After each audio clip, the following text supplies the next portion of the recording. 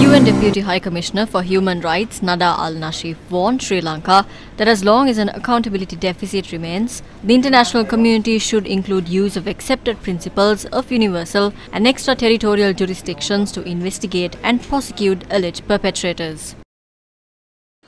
The economic crisis continues to have a severe impact on the rights and well-being of many Sri Lankans.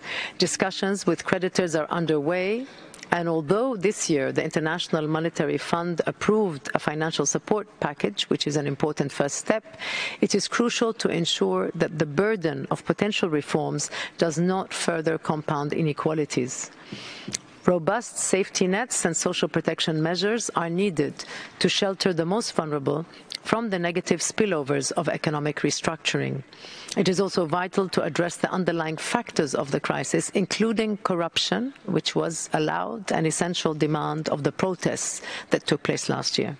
Our office urges the government and political parties in Sri Lanka to use this opportunity for democratic renewal, for deeper institutional reforms, and to advance accountability and reconciliation, as well as the promotion and the protection of human rights.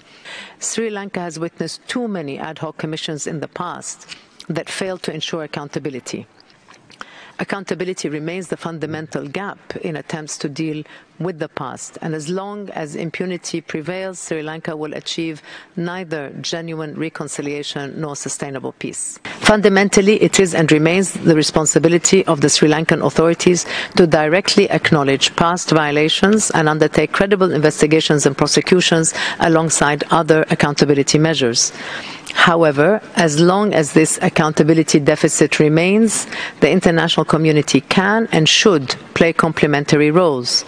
Means to do so include use of accepted principles of universal and extraterritorial jurisdiction to investigate and prosecute alleged perpetrators, and support to the relevant accountability processes in third states, as well as the fair application of targeted sanctions against credibly alleged perpetrators. The past months have unfortunately witnessed an old reflex of using draconian laws to curtail opposition and control civic space, with a heavy-handed approach to protests far too often, including the arrest of protest leaders and forceful crowd control measures, as well as the persistent use of the military in police functions.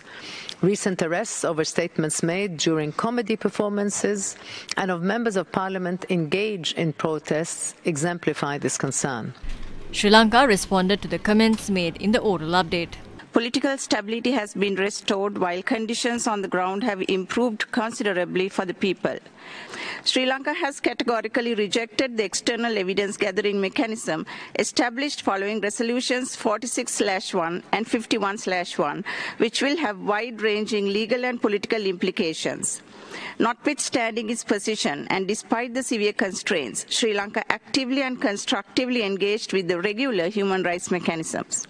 Let me conclude by reiterating Sri Lanka's continued cooperation and constructive engagement with this Council in keeping with our Constitution and our international obligations.